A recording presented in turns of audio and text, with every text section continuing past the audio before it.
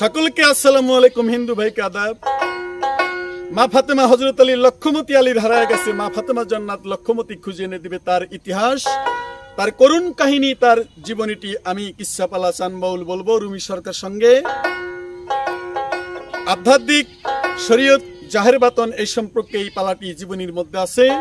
আমার পীর কিবলা শামসুল পাগলা চিস্তি নিজামি হাতিবান্ধা নদবাস বাজানের কদমে ভক্তি শ্রদ্ধা রেখেই আমি চারিখানা উপহার দিচ্ছি। সকলকে ধন্যবাদ। হযরত আলীর লক্ষ্মমতি গো এইবার সাগরে হারাইল রে,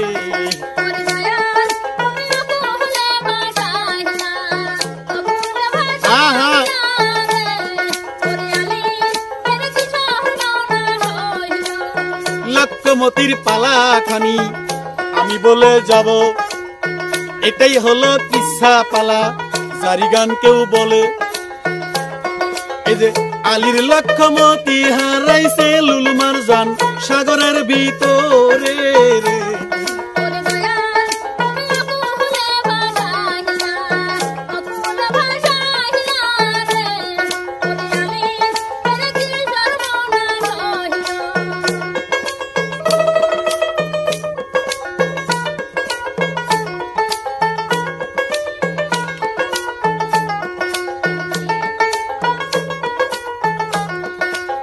লক্ষ্মমতি হযরত আলী হারাইয়া ফেলিল, এই লক্ষ্মমতি ভাইরে হারাইয়া ফেলিল। হাতে মারে হযরত আলী বলিতে লাগিল, লুলু মারজান সাগরে আমার লক্ষ্মমতি পড়ল, এই মতি উদ্ধার করবা তোমায় বলি ভালো। লক্ষ্মমতি সারায় আমার গো বিবি উপায় তো দেখি না রে,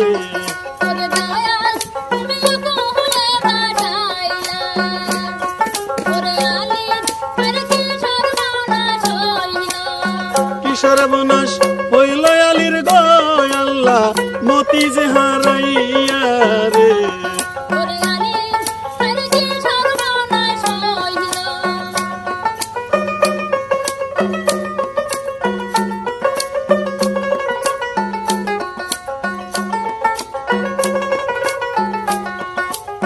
হাতে মারে বলে বিবি তুমি সতী নারী, আইনা দাও না আমার সেই লক্ষ্মমতি, ওই সাগরে লক্ষ্মমতি গেছে রে পরিয়া, ওই সাগরের তল দেশে লক্ষ্মমতি রয়া, তোমায় সারা ওই লক্ষ্মমতি কেউ নিতে পারবে না রে।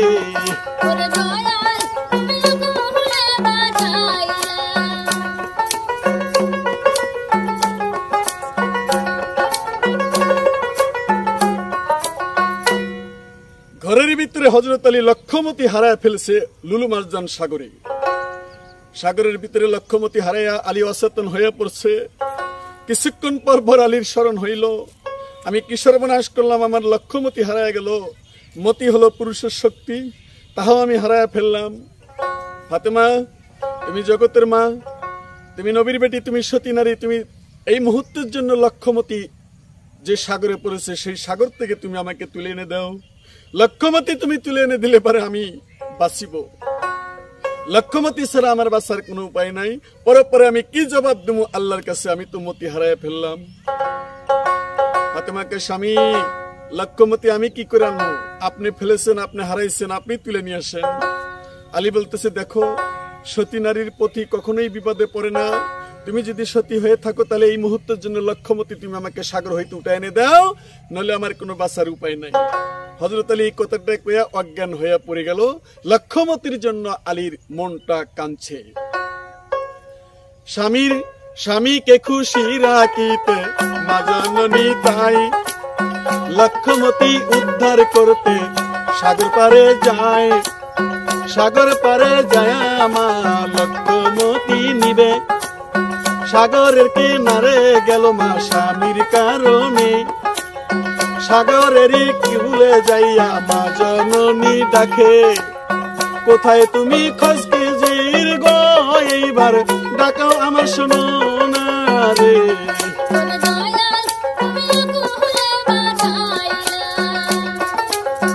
অকুল বাসাইলা রে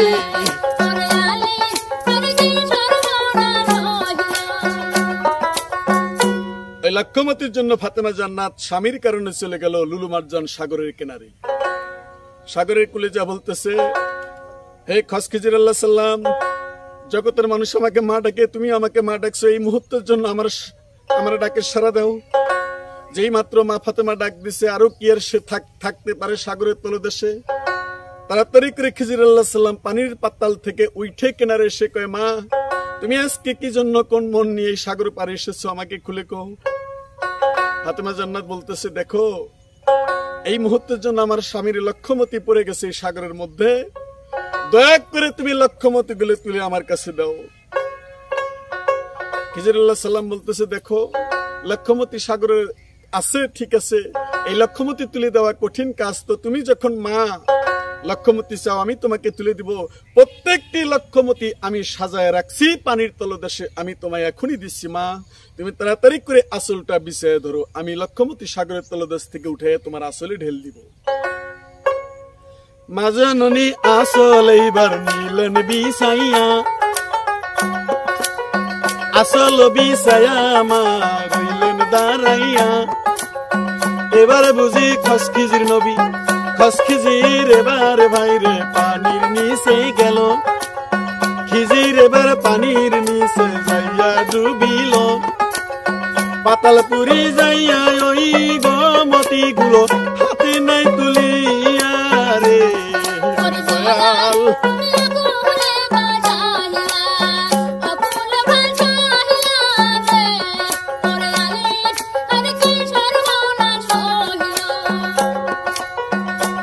যদি হযরত আলী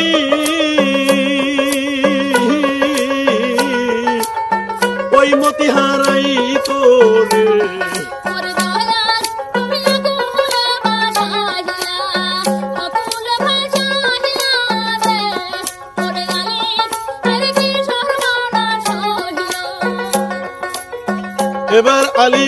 এবার আলীর জন্য দেখেন কত মায়া ফাতেমার খিজির আল্লাহ সালাম তখন মতি তুলিল তখন একটি করে মতি তোলে আর ঢেল দিয়া দেয় তাই ওই মতি মা ফাতেমার আসলেতে যায় ধীরে ধীরে লক্ষ্যমতি গো তুইলা আসলে ঢেল দিল রে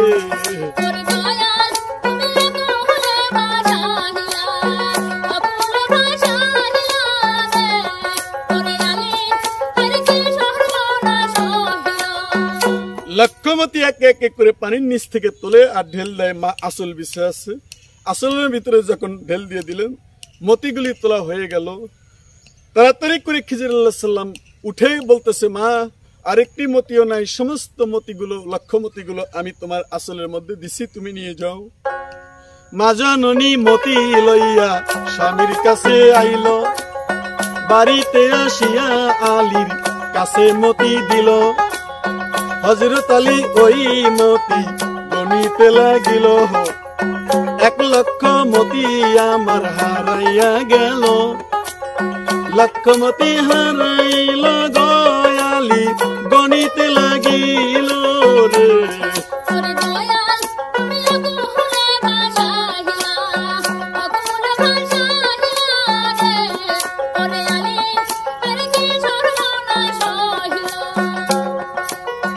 একে একে গুনছে আলী লক্ষ্যমতি লয়া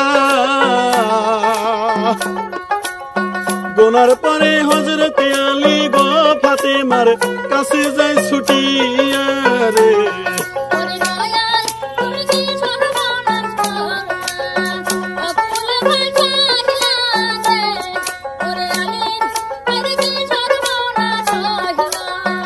লক্ষ্যবার মতিগুলো গুনলেন গোনার পরে আলী পাকের ঘরে গেছে মা জননী রান্না করতেছে পাকের ঘরে যায় কয় বিবি তুমি কেমন মতি তুলে নিয়ে আসলে আমার যে একটা মতি শর্ট হয়ে গেছে আমার সম্পূর্ণ মতি ছাড়া আমার কোনো কিছুই আর লাগবে না লক্ষমতি আনবে, তুমি একটা মতি তুমি কেন আনলে না? কোথায় রইল সেই মতি? আমার মনে হয় তুমি এই এক লক্ষমতির মধ্যে একটা মতি তুমি চুরি করছো। তুমি আসলেই চোরের মেয়ে। চোখের পানি সেরে মায়ে বলতেছে ডাকিয়া, আমায় তুমি চোরের মাইয়া গো কইলা, চুরি তো করি নাই রে।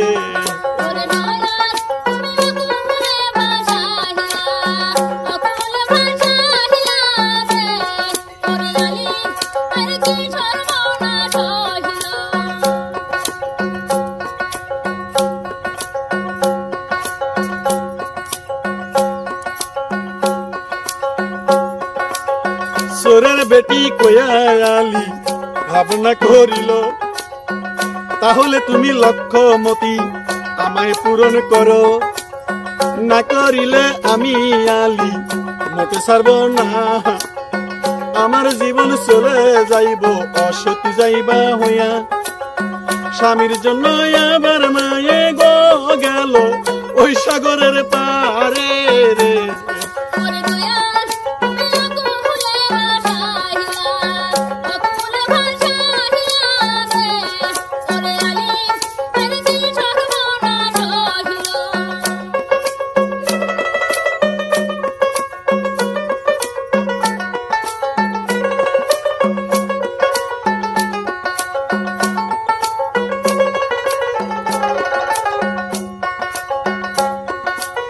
স্বামীর জন্য হযরত ফাতেমা গেল নদীর কূলে, লুলু সাগরের কিনারে যাইয়া গো এইবার খোঁজ খিজিরকে ডাকে রে।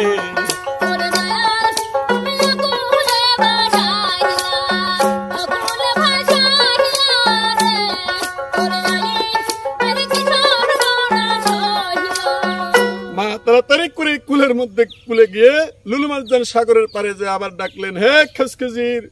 খিজির আল্লাহ সাল্লাম এই মুহূর্তে ডাকে সারা দাও, একটা মতি এখনো তোমার কাছে রয়ে গেছে। খিজির আল্লাহ সাল্লাম ফাতেমার ডাক শুনে তাড়াতাড়ি করে উপরে ভেসে উঠে কয়, মা আবার কেন তুমি আসছো? সমস্ত মতিগুলি তো দিয়ে দিছি। বলতেছে না, একটা মতি এখনো শর্ট আছে, এই একটা মতির সন্ধান তুমি আমাকে দিয়ে দাও, ওই মতি না পেলে আমার স্বামী বাঁচবে না। খিজির আল্লাহ সাল্লাম বলতেছে, দেখো ওই মতি আমার কাছে নাই মা, আমি কখনোই বলতে পারি না ওই মতির খবর। ফাতেমা জান্নাত বলতেছে, দেখো ওই মতি তোমাকে দিতেই হবে। খিজির আল্লাহ সালাম তখন বলতেছে ডাকিয়া,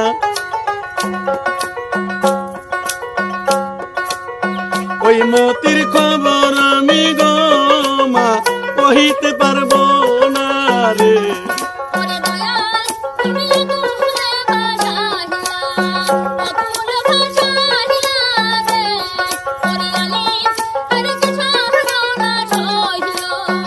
ওই মতির কথা মা আমি পারবো না, তোমার স্বামীর মতির খবর আমি পারবো না, আমার নিষদ আছে বলতে পারবো না।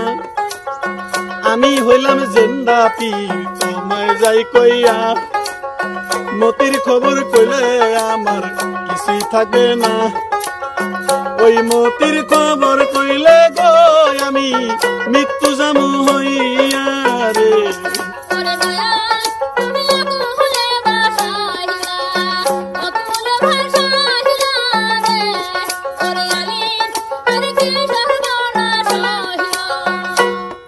খিজিরুল্লাহ সাল্লাম কয়, মাগো তুমি এই মুহূর্তের জন্য ফেরেশতাদেরকে জিজ্ঞেস করো। তাড়াতাড়ি করে ফাতেমা জান্নাত ফেরেশতা জিবরাইলকে প্রশ্ন করলো, আমার এই মতির খবর কে জানে? জিবরাইল সারা বিশ্ব ভবনের মধ্যে খুঁজে খুঁজে দেখলো, কোথাও সেই মতির সন্ধান পেল না। জিবরাইল বলতেছে, মা আমি কোথাও সেই মতির সন্ধান পেলাম না। 70,000 ফেরেশতাকে বলল, 70,000 ফেরেশতা নিষেধ করলো, আমরা মতির খবর জানি না। তবে মতির খবর যে উঠে দিছে সেই ভালো জানবে। আবার ফাতেমা জান্নাত তাড়াতাড়ি করে চলে গেলেন ওই লুলু মারজান সাগরে। সাগরের পারে যায় বলতেছে, হে খিজির আল্লাহ সাল্লাম, মতির খবর নাকি তুমি জানো? আল্লাহ রাসূলের দোহাই দিলাম তোমার উপরে, তুমি এই মুহূর্তের জন্য মতির খবরটা কও। জিন্দা পীরে বলছে, মা তোমায় যাই কইয়া, জানি খবর বলা যাবে না। হাতে মাখায় কেন বাবা বলা যাবে না। খিজির বলে বলা নিষেধ তুমি জানো না। বললে কথা সর্বনাশ হইব মাগো কেমনে যাই বলিয়া রে।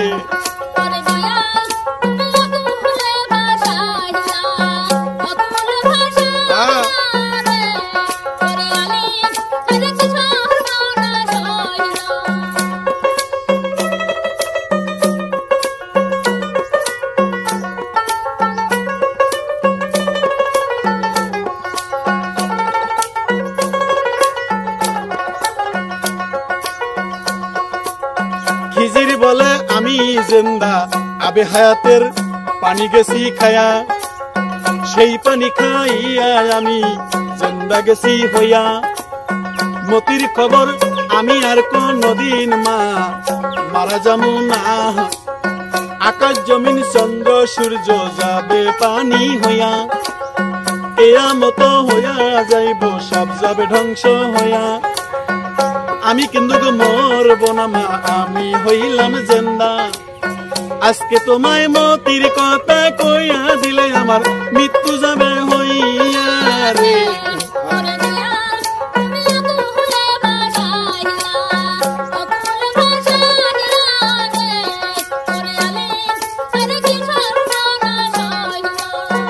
কি সর্বনাশ হইল রে ওরে আলীর, আরে কি সর্বনাশ হইল। মাগো আমি কিয়ামত পর্যন্ত জিন্দা। আমি যদি আজকে মতির কথাটা কয়ে দেই তাহলে আমার মৃত্যু হয়ে যাবো। আমার কপালে মৃত্যু লেখা আছে মা। এই মতির খবর আমারে বলা যাবে না। ফাতেমা কয় হাসর ময়দানে আমি জগতের মা, যদি তুমি আমাকে মতির খবর বলে দাও হাসরের মাঠে আমি তোমাকে তরায় নিব। আমার বাবা তোমাকে সাবায়াত করে নিবে। যত যে মৃত্যুবরণ করেছে সবাই আমার বাবার উম্মত। হাসর ময়দানে এই মতির খবর আমার আজকে জানাইলে হাসর ময়দানে তুমি সাফায়াত পাবে। তোমার দায় দায়িত্ব আমি ফাতেমা জান্নাত নিয়ে নিলাম। তুমি এক ডাকে কয়ে দাও এই মতি কোথায় আছে স্বামীর জন্য। খিজিরুল্লাহ সাল্লাম বলতেছে মাগো তাহলে শোনো, আল্লাহর কাছে আছে মতি যাও না বিদায় হইয়া।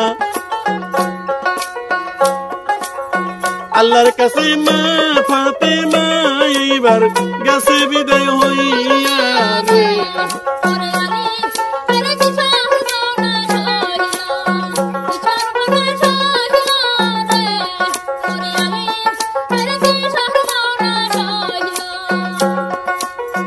আল্লাহর কাছে আছে মতি মা জননী শুনে তাড়াতাড়ি প্রথম আসমানে রুহানি জগতে যাই চলে রে।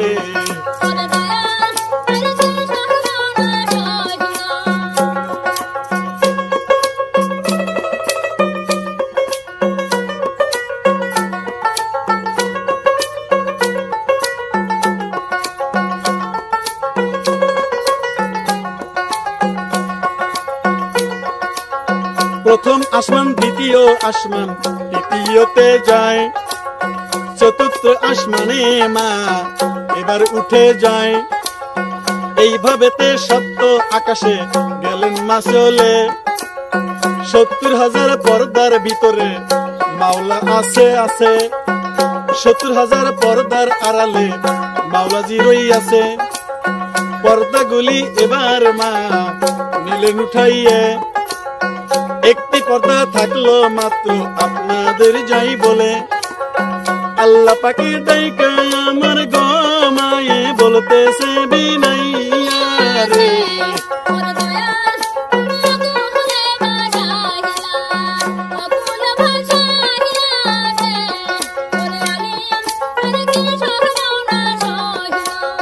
কিভাবেতে ফাতেমা ওই আকাশে উঠিল। মানব দেহে 7টা আসমান এখানে রইছে গো। এই সাগরের কথাই বলা হয় মানব দেহ পৃথিবী। সাধকেরই মতো এই মানব দেহে আল্লাহর রস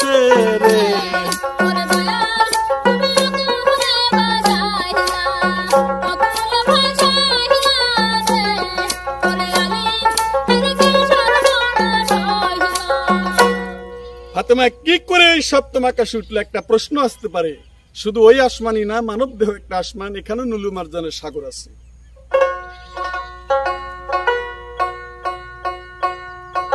তাড়াতাড়ি করে ফাতেমা জান্নাত, দুইটা আধ্যাত্মিকের কথা বলা হয়, 70,000 পর্দা ভেদ করে একটি পর্দা আছে, সেখানে যে ডাক দিতেছে, মাওলা এই মুহূর্তের জন্য আমি তোমাকে ডাক দিচ্ছি। ফাতেমা জান্নাতের ডাকের আওয়াজ আল্লাহ পর্দার আড়াল থেকে শুনে বলতেছে, মা তুমি কেন এখানে এসেছো, বলো কি উদ্দেশ্যে? ফাতেমা বলতেছে, মাওলা তুমি না অন্তর্যামী, তুমি না মানুষের অন্তরের খবর জানো, তুমি সৃষ্টিকর্তা, তুমি তো সব জানো, তাহলে আমি কি জন্য আইছি এইটা কইতে পারো না? তুমি চালাকি করো তাই না মাওলা? আদমকে নিষেধ করছিলা গন্ধম খাওয়ার জন্য, আর শয়তানকে বলে দিছিলা আদমকে গন্ধম খাওয়াও, সব তো তোমার চালাকি মাওলা। আমি কেন আসছি তুমি কি আমার মনের খবর রাখো না? যদি না রাখো, যদি না বলো, তাহলে আমি 70,000 পর্দার একটা পর্দা আছে, এটা আমি টেনে ছিঁড়ে ফেলবো।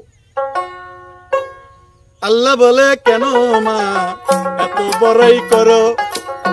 হাতে মাকায় এই জন্য বড়াই করি ভালো, তুমি আল্লাহ আমারে বানাইয়া নিজে মাগে সাউ কইয়া রে।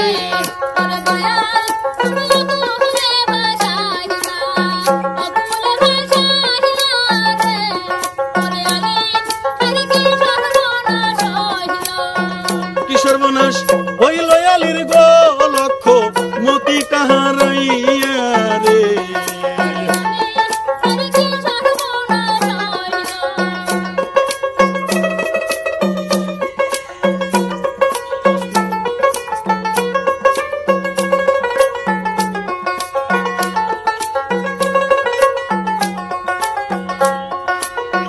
আমার স্বামীর লক্ষ মতির একটা মতি পাই না, এই মতিটা কোথায় আছে আল্লাহ আমায় দাও বলিয়া।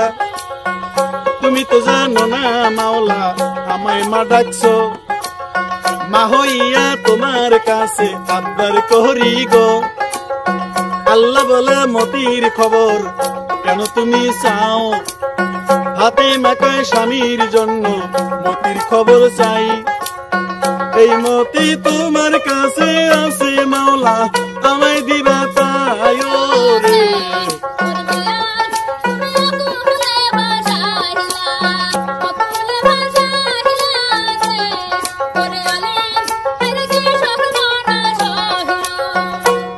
আল্লাহ কে মা মতির খবরটা তুমি কেন নাও? যদি এই মতি হারাইছে আলী, অপরাধ করলো আলী, তুমি সেই মতির দাবি করো আমার কাছে, এই মতি তুমি পাইতে পারো, কাল হাসরের ময়দানে তুমি তোমার বাবার উম্মতের সুপারিশই করতে পারবে না, এই মতি তোমাকে ফিরিয়ে দেওয়া হবে। ফাতেমা কয়, তাহলে তুমিও আমার কাছে ঋণে আসাও, সেই ঋণে তোমাকেও আমি ছাড়বো না। আমার এই মতি না দিলে তুমি যে আমার কাছে ঋণে আসাও সেটাও আমি জানি। আল্লাহ কয়, কিসের ঋণ? বলে, তুমি আমাকে মা ডাকছো, সেই ঋণের ঋণী হয়ে তুমি আসো। মায়ের ঋণ সন্তান শোধ করতে পারো না, মায়ে যদি মাপ না করে, তাহলে তুমি আমাকে মা ডাকছো। দোস্তর মেয়ে আমি, আমার বাবা তোমার দোস্ত, দোস্তর মেয়ে হিসেবে তুমি আমাকে মা ডেকেছো। আল্লাহ কয়, হ্যাঁ দোস্তর মেয়ে হিসেবে আমি মা ডাকছি, তাই বলে তোমার কাছে আমি ঋণী কিভাবে? বলে, মা শব্দটাই হলো ঋণী, ঋণীর মধ্যে পড়ে আসছো।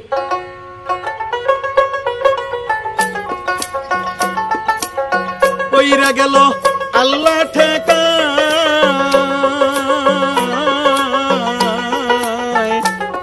হাতে মারে মারাই খারে।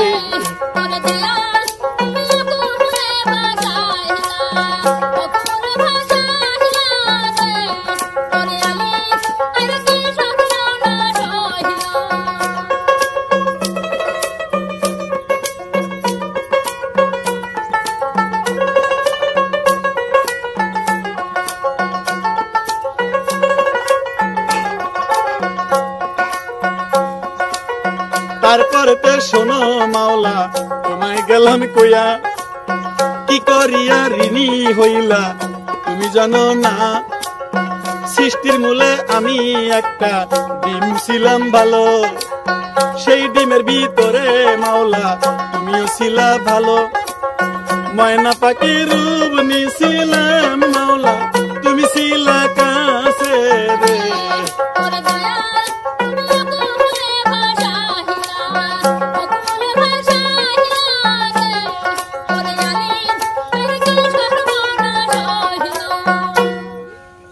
ফাতেমা জান্নাত বলতেছে, মাওলা গো, সন্তান যেমন মায়ের বুকে দুগ্ধ খেরিনি হয়, ওরকম তুমি আমার কাছে ঋণী হয়েছো, আমার স্তনের দুগ্ধ তুমি খেয়েছো। আল্লাহ কইছে, মা আমি তো কোনোদিন মানুষ আকার নই, আমি কিভাবে, তুমি কি বলো, কিভাবে তুমি দুগ্ধ খাইলে আমি তোমার কয়ে দেই, শোনো। আমি ময়না পাখির রূপ নিয়েছিলাম, সেখানেও তুমি সঙ্গে ছিলে। আমার স্বামী ছিলেন গলার মালা, ইমাম হাসান হোসেন দুই কানের দুল। আমার দয়াল নবীজি আমার বাবা জান ছিলেন মাতার মুকুট। তুমি আল্লাহ ছিলে তাজ রূপে, তুমি আমার সঙ্গে ছিলে। যদি তুমি আমার কিছুই না হবে তাহলে আমার সঙ্গে কেন ছিলে? তারপরে আমি আকাশে তারা সেতেরা রূপে ছিলাম। আমরা সেতেরার মধ্যে একটি তারা ৭২,০০০ বছর, ৭০,০০০ বছর করে ৭২,০০০ বার আমি ওঠানামা করেছি মাওলা। তারপরে দুনিয়াতে খাদিজার ঘরে আমি চলে আসলাম, খাদিজার গর্ভে থেকে জন্মগ্রহণ করলাম, ধীরে ধীরে বড় হলাম। আমার বিবাহ হলো হযরত আলীর সঙ্গে। সেই সন্তান প্রথম আমার হাসান। হাসান সন্তান আমার গর্ভে আসলো, দুগ্ধ খাবে, জন্ম নিলেন, দুগ্ধ খাবে। আমি একটা নিয়ত করেছিলাম যে পৃথিবীর সৃষ্টির মালিক আল্লাহ, দুগ্ধ সৃষ্টি করেছেন মাওলা। তাই আজকে আমার ইমাম হাসানের দিকে আমি তাকাবো না, ইমাম হাসানকে আমি দুগ্ধ দিব না। এই মুহূর্তের জন্য আমি প্রতিজ্ঞা করেছিলাম যে আমার সন্তান যতই কান্দুক না কেন, আমি মুখের দিক তাকাবো না, নিচে তাকাবো না, আমি শুধু তোমার দিক লক্ষ্য করিব। এই জন্য যে আমার আল্লাহ পাক যদি এসে দুগ্ধ না খায় তাহলে আমি আমার ইমাম হাসানকে দুগ্ধ দিব না।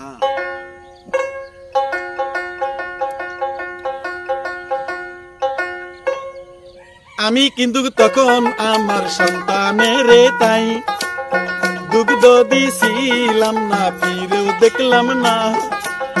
তোমার দিকে ছিল স্মরণ, দুধ না খাইলা, দুগ্ধ না খাইলে আমি গো ছেলে রে দুগ্ধ তো দিব না রে।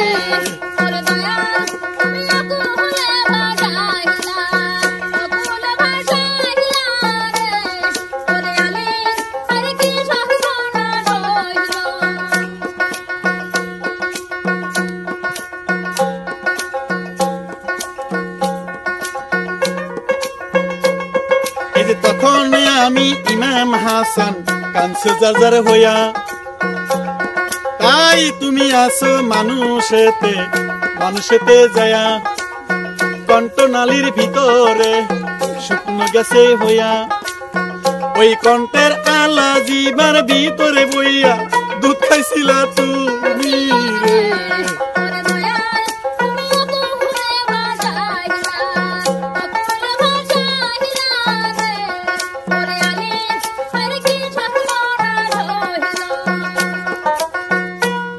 আমার ইমাম হাসান হোসেন আমি এই প্রতিজ্ঞা করলাম, তখন তুমি আমার ইমাম হাসানের কণ্ঠের ভিতরে, গলার ভিতরে আলাজিবার ভিতরে, আলাজিবার ওখানে বসে তুমি আমার দুগ্ধ খাইছিলা, হাসানকে দুগ্ধ দিছিলাম, সেটা তুমি খাইছিলা। আমার কাছে তুমি দুগ্ধের ঋণী হয়ে আসছো মাওলা।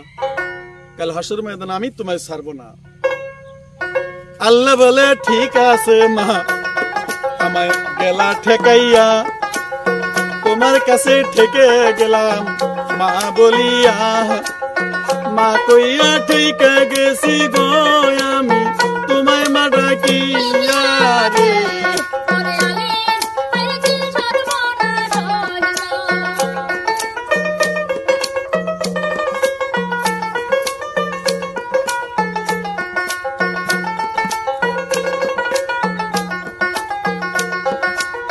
কি সর্বনাশ হইল রে আলীর লক্ষ্মমতি হারাইয়া, লক্ষ্মমতি সাগরেতে হারাইয়া ফেলিল।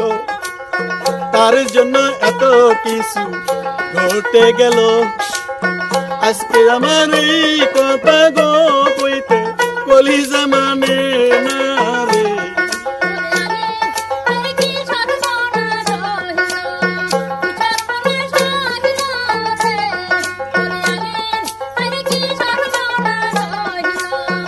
আল্লাহ পাকে বলছে গো মা, ঠিক আছে লক্ষ্মমতি, একটা মতির কথা আমি তোমায় কয়া দিতেছি, তুমি জানো না এই মতি আছে কোথায়, তুমি জানো না। আমার কাছে ছিল মতিটা, এখন কিন্তু নাই। এই মতিটা পাইবা মা তোমায় বলে যাই আমার কাছে ছিল তখন তখন আইসো নাই এখন কাছে নাই ওরে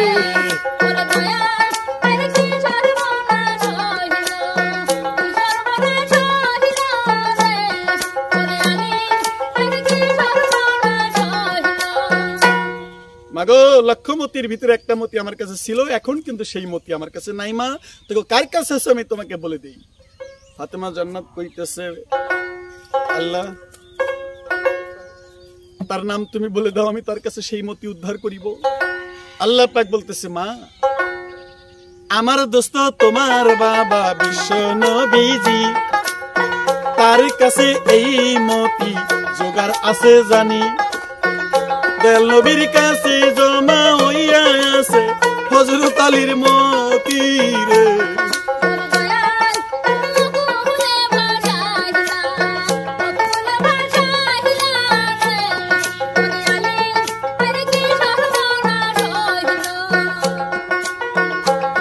এই যে নবীর কাছে আলীর মতি এবার গেল হইয়া এখানেতে আধ্যাত্মিক কথা আমি যাই বলিয়া এই মতির এত দাম গুরুর কাছে থাকে মুর্শিদ কেবলার কাছে মতি আছে জমা হয়ে কারুর মতি হারাইলে গো পাইবা দয়াল চাঁদের কাছে রে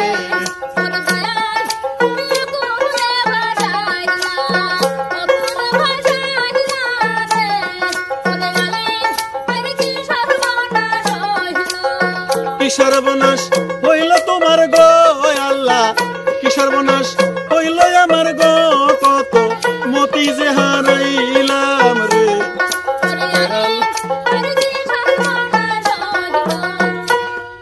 এই দয়াল নবীজির কাছে এই মতিটা রয়ে গেছে আধ্যাত্মিক কথা কার কাছে মতি রইল কার কাছে থেকে কোথায় গেল এখন সে মতি উদ্ধার করিল দয়াল নবীজি নবীজির কাছে এই মতিখানা আছে এবার বাপ বেটি সেই মতির জন্য ফাতেমা জান্নাত বাবার কাছে চলে গেল ওই মহামূল্যবান মতির প্রয়োজন আমি চান মিয়া ভাইরে কেমনে কই খুলিয়া এত মূল্যর মতি এইবার গো এইবার এবার বাবার কাছে রইল রে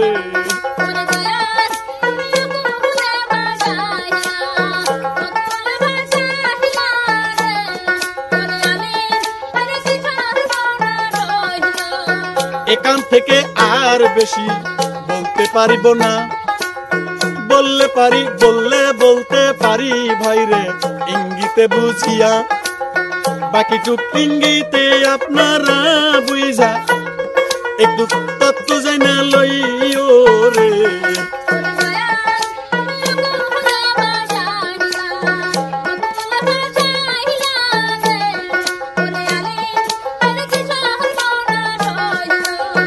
এই পর্যন্ত ইতি করলাম আমি চান মিয়া আমার জন্য আমাদের জন্য করবেন দোয়া সবাই মিলিয়া প্রথম নাম্বার ভিডিও চালু করাতে আমার নাম্বার আছে রে